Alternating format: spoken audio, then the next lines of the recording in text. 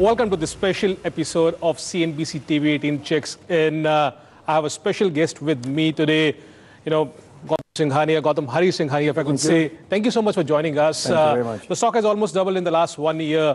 And there are many more things, to look up in Raymond's in the next 1 or 2 years to come. Gautam, if I may go into the past, in 1999, you came as an MD of this organization. And some say it was a gusty move when you sold steel, cement, and paid off the entire debt. If you look back since 1999, how has the journey been? I think since 1999 to today, the journey has been a great journey. When I took over in 1999, there were a lot of issues with the company. When we had a lot of debt, we had businesses that were bleeding, and it was a bit of a question of survival. I think the right thing to do, and which is what we always do at this organization, is let's do the right thing and everything else will follow. So we needed to get rid of some assets and we needed to repay debt because... And you took a quick decision. Yeah. So in the company, when we decided that we have to do something, in less than 12 months, we did 3 divestments. We sold cement, we sold steel, and we sold filament. But most importantly for me was that there was a commitment to clear up the debt, clear up the balance sheet, clean up whatever the mess was, and move forward. And I think that really held us in good light. Does it feel like the same times, like 6 months or 1 year back?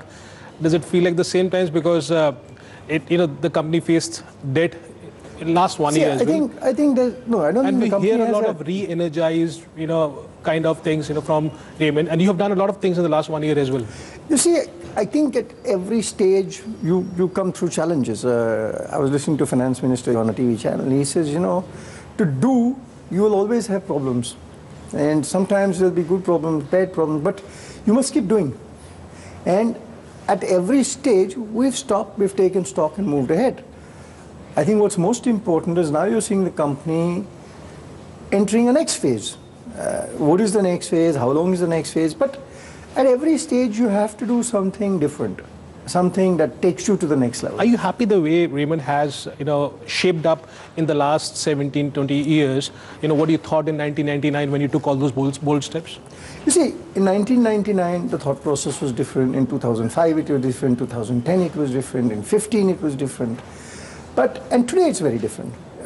But what's changed? The environment has changed. The opportunities have changed. Yes. And with that, our vision and desires have changed. At every stage, I can take you through the ups and downs if you want to get into the details. But there were challenges that came up in the organization. But is this Raymond what you thought could be, say, a few years back? Or do you think there's so much more to do? Well, I think we're now in a different gear. So like you shift from first gear to second gear to third gear, you still need a highway to go down that path.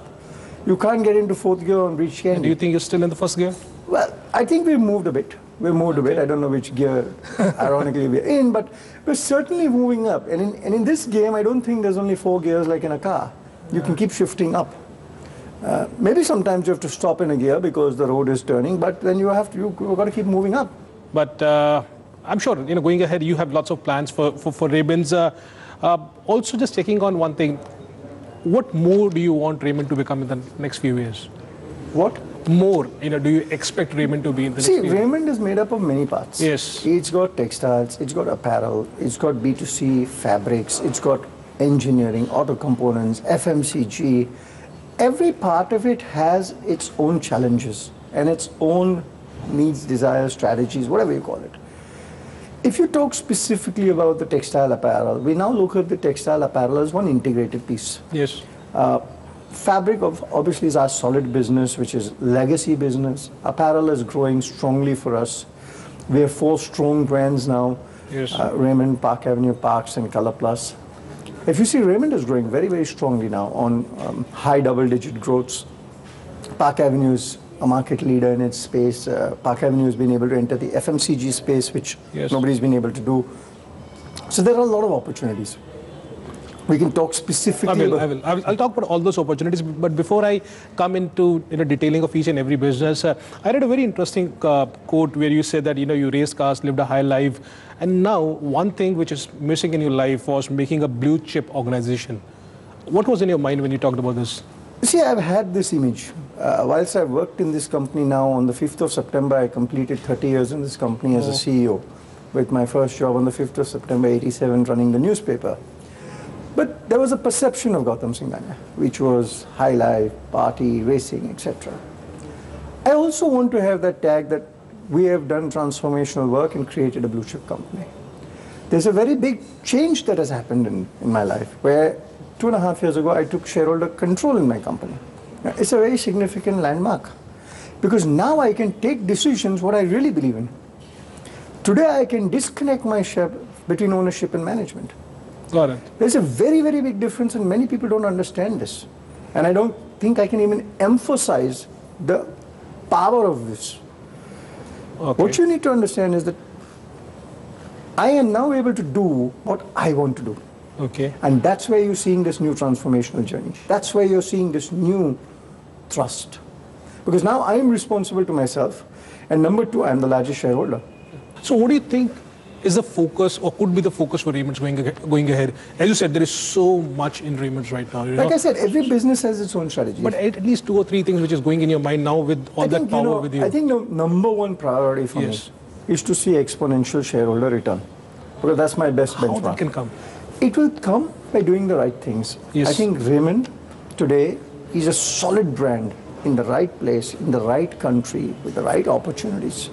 I think India is going places. As consumption grows, demand grows, as the economy picks up, you are today the best fabric brand in the country, probably in the world. Undoubtedly. Okay. You know, still in marriages, you know, if people say something, it is Raymond's, you know. Yeah. And that's a very powerful position to be in. It is. There's no second brand. I mean, I was in another city and the guy says, can I get a Raymond suit for my wedding? Yeah, and I said, of course you can get a Raymond suit. I mean, he feels... Like CNBC is for the business channel, Raymond is for this. Yeah, so he feels a pride from that. Yes.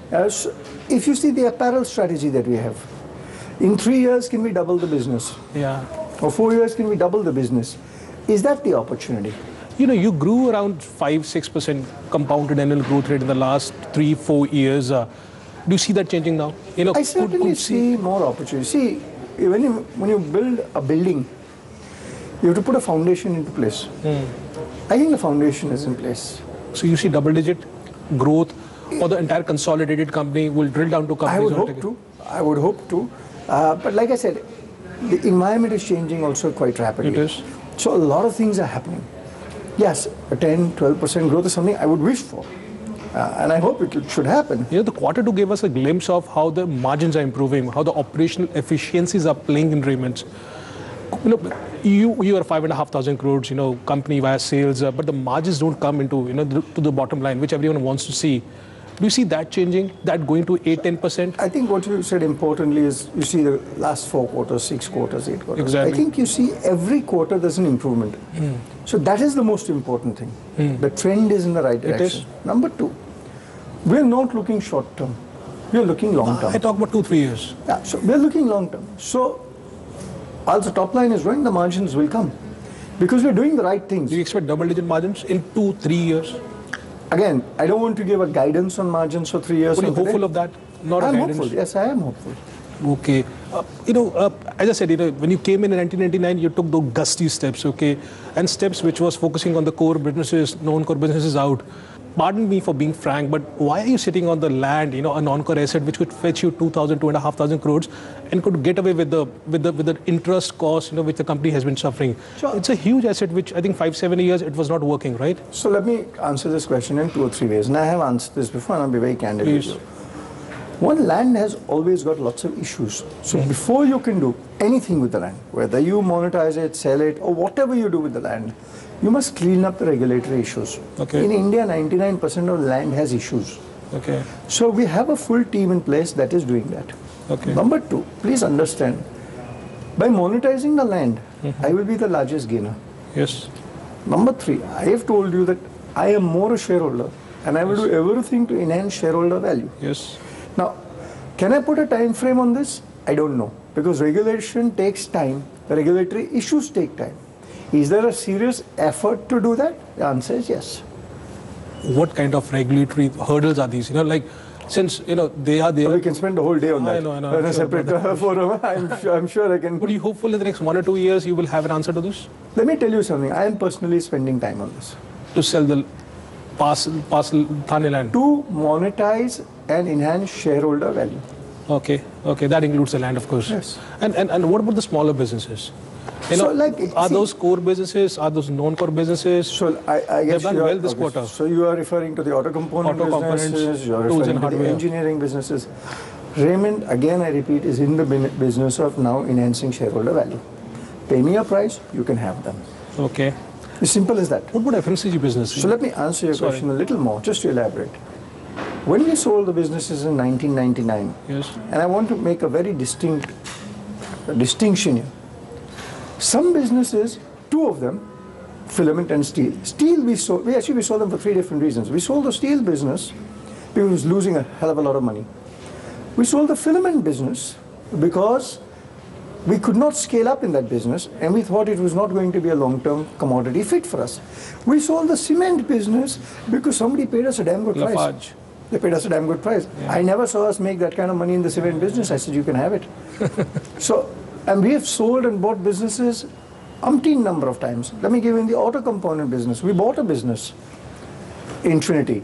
It didn't work for 6 months to a year. We sold it. We took the haircut and moved on. So we take, it's good to try.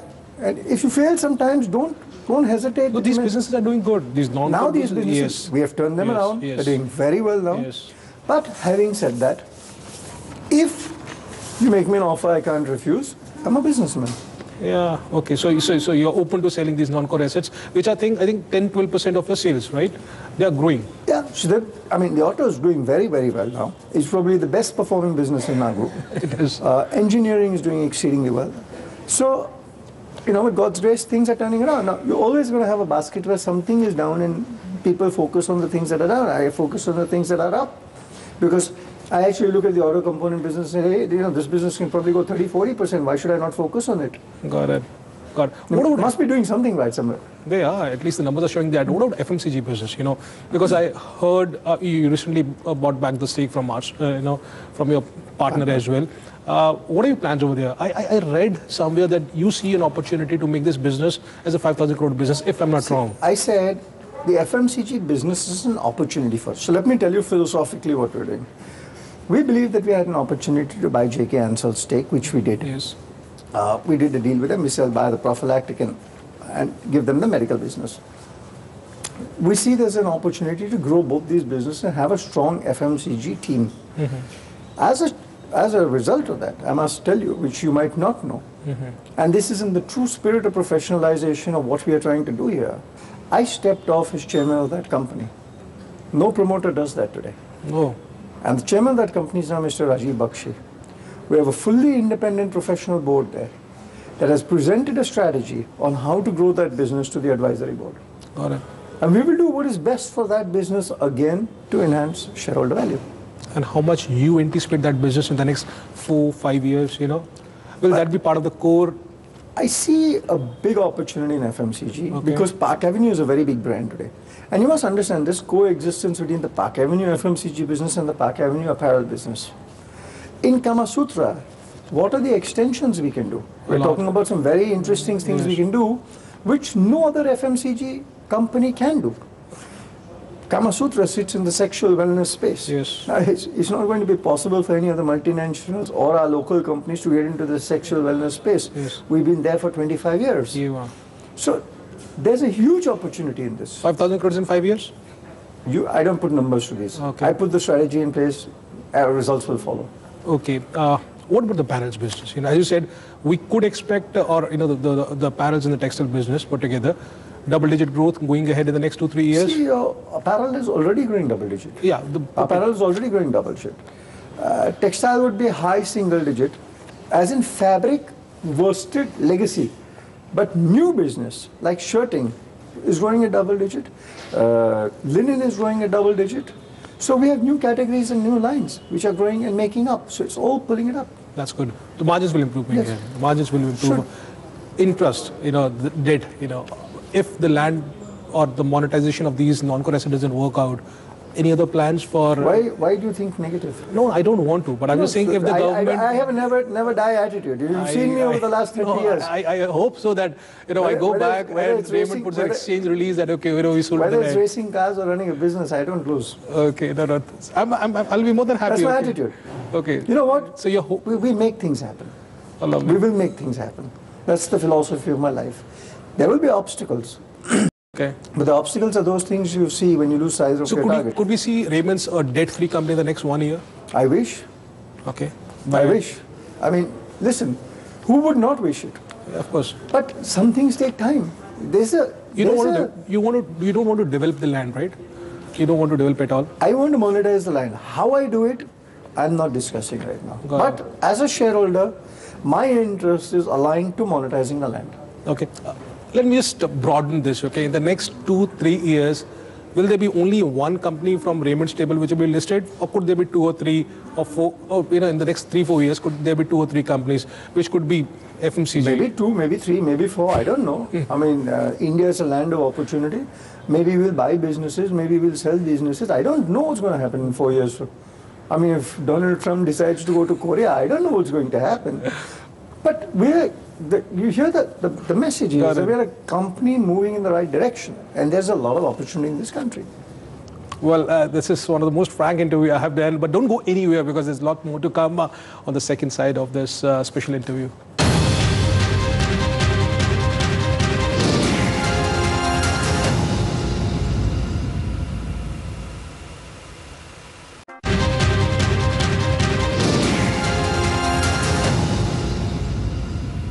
Welcome back to this special episode with Gautam Singhania. So this is the fire round, which I love the most in any interview. So Gautam, there are a few things which I want to know about Raymond's and you. This is the rapid fire round. I'll start with the Raymond's, okay. Raymond's in the next 3 years. Rocking. One thing you want to change in Raymond's, if at all? I'd like to see more speed. Oh, wow. Any decision you regret not taking in the past, which could have changed Raymond fully? Never have regrets. 90 years of business in this, huge company. How do you keep, the brand alive? It's 92 years and it's a journey, not a destination. But how do you keep on changing with the time? And, this is a brand where a lot of competition has come in. By giving the best products in the world. Okay. Raymond is all about complete men, but there are a lot of women as well, which go to the office and demand your brand. Don't you think you're alienating that part of the clientele for you? Well, we allowed the women into the Park Avenue segment, but in the male segment, the male is very protective that this is his brand, and all surveys showed that don't let the women into this space. What kind of legacy would you like to leave for your next generation? Well, to be remembered for what we've created. If you would not have been into the family business, could you be a car racer professional? Probably. Okay. What was the first car? Fiat 1100. 1100. And what's the car you drive right now? In a BMW. And how did you get into racing? I had a go-kart when I was 4, and then So I learned to drive at 4, and then I took it from there. Oh, lovely. And how many racing, you have done till now, races? Oh, it's difficult to count. And what's the most memorable time on the racetrack? Was to win on the World Final weekend in Mugello at Ferrari's home circuit. And I won the race by 234,000th of a second over a 40-minute race. How do you take time out of all, so much happening in Raymond's, in your professional life, in your personal life, and racing? Well, I guess finding time is very, very easy. If it's a priority for you in life, you will find time. For the head of one of the India's oldest business group, do you think personally, in your heart, that having that page 3 kind of image has hurt you? No, I think it's helped me build my brand. Because you are the brand ambassador for Raymond's. Yeah, I think to a great extent, my name and the brand are associated. So thank you, Page 3, for giving the company lots of free advertising. What's the best gift someone has given you? Love and life. What's the most prized possession you have? My family. And what's the best gift you have given to your wife? I hope me. So, what do you wish to be remembered as in this world? People talk about, as you said, the complete man. Your favorite restaurant in Mumbai or world? Home kitchen. Okay. Eat at home.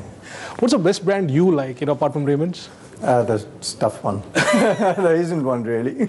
Well, we wish you luck, okay, Mr. Singhania. Thank you so much for joining on CNBC TV 18 on this special episode. CNBC TV 18 checks in.